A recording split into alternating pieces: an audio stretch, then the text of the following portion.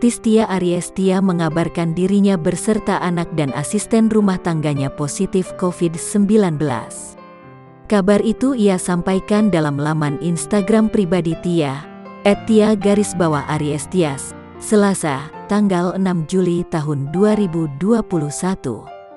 Saat ini, mereka segera melakukan isolasi mandiri sesuai ketentuan protokol kesehatan yang berlaku. Isoman dahulu, dari serumah kita bertiga, aku, Kanaka, Susmia, plus COVID, tulis Tia Aries di Instagram, Selasa, tanggal 6 Juli tahun 2021. Pemilik nama asli Aries Normita Azhar itu bersyukur ia dan pengasuh anaknya hanya mengalami gejala ringan. Tia mengakui jika dirinya adalah pasien tanpa gejala, indera penciuman dan perasanya pun masih berfungsi normal. Berbeda dengan sang anak, Kanaka, yang mengalami gejala demam hingga flu, namun kondisinya saat ini kian membaik.